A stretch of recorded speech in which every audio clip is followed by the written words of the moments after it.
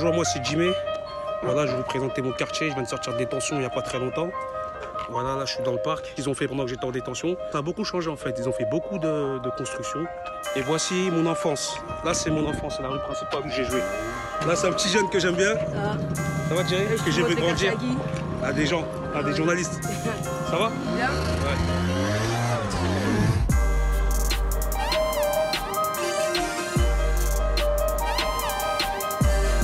Jimmy Doucouré est un waker. Depuis sa sortie de prison en 2020, il est accompagné par la communauté du Wake Up Café, une deuxième famille qui encadre sa réinsertion jour après jour.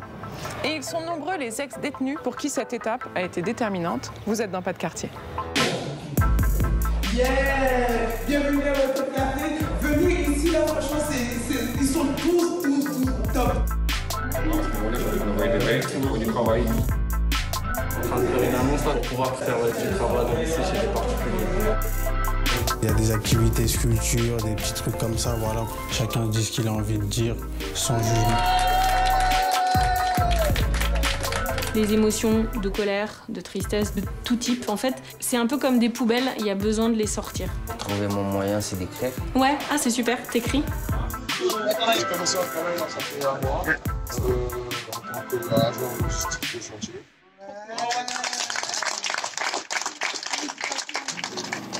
Quartier du Landy à Aubervilliers. À 29 ans, Jimmy Doucouré a passé 8 ans en prison. Multirécidiviste, il est condamné pour trafic de stupéfiants et braquage de banque. Il sort en 2020 après sa dernière peine de 2 ans et demi. J'ai fait mes premières conneries ici, à la rue juste derrière. Puis mon père, à un moment donné, il a eu un déclic. Il a vu que j'ai fait trop de conneries, il m'a envoyé dans mon pays d'origine, qui est le Mali. D'accord. Et il pensait que là-bas, il pouvait me cadrer ou... Mais là-bas, non. Ça a fait l'effet inverse, quoi. Ça a fait l'effet inverse. J'ai fait plus de conneries. Je suis venu en France, voilà, j'étais une boule d'explosion. Ouais. Et ça fait quoi d'être incarcéré à 18 ans? Au début, c'était une punition. Après, j'ai appris beaucoup de choses là-bas. Ouais. Quand on dit que c'est l'école de la criminalité, c'est vraiment vrai. À cet âge-là, tu pensais que c'était une étape que tu devais passer dans la vie que tu t'imaginais? Ouais. Il fallait que je passais par un casse-prison. Pour t'aguerrir. Pour m'aguerrir, pour me renseigner auprès des gens comment faire, les plus anciens. Je suis sorti à l'âge de 25 ans. Franchement, j'avais la haine. Je suis sorti dans l'état d'esprit de refaire de l'argent plus rapidement, ce que je sais faire en fait. Refaire les mêmes conneries. Et je suis sorti en mode plus déterminé. À quel moment il vient le déclic pour dire ça c'est plus pour moi? C'est quand je suis reparti là récemment en 2018, je suis retombé. Et j'ai fait le tour en fait, je me suis dit ça y est. Est-ce qu'aujourd'hui tu serais encore tenté? Je sais où ça va m'amener. Même si j'ai un coup de jour demain et je me dis, ah bah tiens, la dernière danse on va dire. Je sais, ça va se finir. Et les conséquences seraient plus dures pour le Jimmy de 29 ans que celui de 18 ans? Franchement, maintenant je suis marié, là, ça va être très très compliqué. Là, par contre, j'aurai un vrai coup dur en détention, je pense, si je retourne. Et comment Wake Up Café t'a aidé? La plupart des gens qui sortent en détention sont en difficulté déjà. Ils n'ont pas un euro, ils ne travaillent pas. Toute leur vie, ils ont fait que de voler, de dealer, de braquer, faire des trucs. Ils ne savent rien faire d'autre, ils n'ont pas de diplôme, donc ils veulent se mettre dans le droit chemin, mais il faut manger à côté. Comment ils font?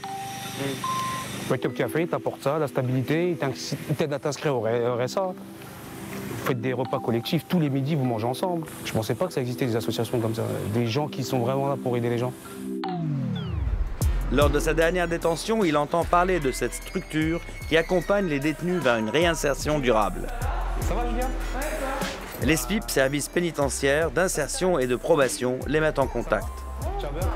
Ça va, tu vas bien? Les ex-détenus sont accueillis par des bénévoles et des chargés d'insertion. Sur le site de Montreuil, ils viennent des prisons de la région parisienne. Du coup, t'as été pris à l'entretien? Ils m'ont proposé autre chose que j'ai accepté là. Ça a quelques pas de chez moi. Ok, c'est quoi exactement? Un gardien d'immeuble. Mais c'est trop bien, félicitations! Merci. Julia a été son premier contact sur place. Ils t'ont dit au niveau du salaire ce que t'allais... Ouais, ils m'ont dit 1008 brut. Ok, ça va, c'est un bon début. Ouais, franchement ça va. Jimmy, c'est marrant parce que c'est le premier waker avec qui j'ai eu la chance, ou pas, de travailler. Il était chiant des fois. Ouais, putain, et au début c'était compliqué parce que forcément il avait des contraintes horaires assez compliquées, en bracelet et tout ça. Mais là, Jimmy, pour le coup, j'ai un peu forcé parce que je sentais qu'il était complètement capable d'y arriver. Donc au final, ça a... L'harceleuse, je l'appelais. Ça a payé, ouais, la harceleuse. C'est en prison qu'est née la première action Wake Up en 2014. 8 détenus enregistrent un CD à la maison d'arrêt de Nanterre.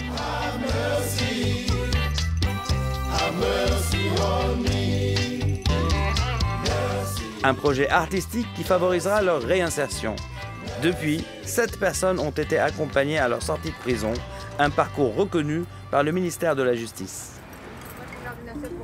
Comme chaque jour, bénévoles et wakers préparent ensemble et partagent le déjeuner. Marion est chargée de mécénat depuis 2 ans. Donc voilà, là c'est la salle du haut de Wake Up Café, donc bienvenue, on note les nouveaux arrivants. Là on a par exemple le tableau des bonnes nouvelles, donc voilà, à chaque fois quelqu'un trouve un emploi, a enlevé son bracelet, est libre. Et ici on a tous les wakers et wakeuses qu'on accompagne. Et enfin, il y a un espace avec des ordinateurs, c'est pour tout ce qui est démarches administratives, recherche d'emploi, refaire son CV, enfin tout le type de choses qu'on fait chez Wake Up Café. Donc aujourd'hui, on a la chance d'avoir Fouad avec nous et qui va nous livrer un témoignage de sa vie, de son parcours. Merci de m'accueillir. Fouad Hassoun a grandi en pleine guerre du Liban. Il perd la vue dans un attentat à la bombe à 17 ans.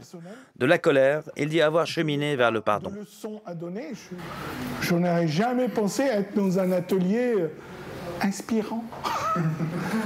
Parler comme je parle comme ça, et ça me parle parce que je pense qu'on est tous en chemin de liberté, on est tous parfois prisonniers de nos certitudes. Pourquoi vous avez choisi ce témoignage? Parce que en fait, c'est un sujet qui est très important pour les wakers, que ce soit le pardon, donc eux en fait par rapport à l'acte qu'ils ont commis de recevoir un pardon ou de le donner. Donc c'est ça la méthode du Wake Up Café, c'est d'insuffler des réflexions qui vont permettre de rester dans le droit chemin. La méthode du Wake Up Café, il y a plusieurs choses. D'abord le fait qu'on soit vraiment une communauté d'entraide et qu'en fait quand on vient chez Wake Up Café, d'abord c'est parce qu'on le veut. En fait, nous on va chercher personne en prison, c'est les gens qui font un pas vers nous. Donc en fait on vient pas uniquement pour prendre, mais également pour donner. On s'entraide les uns les autres. On dit souvent, c'est pas moi qui le dis, c'est les wakers, que la prison c'est dur, mais la sortie ça l'est tout autant en fait. Parce qu'on est confronté à une montagne de problèmes que nous on peut même pas imaginer. Et lesquels par exemple? L'éloignement de l'emploi. Le regard des autres, le regard qui peut être très stigmatisant.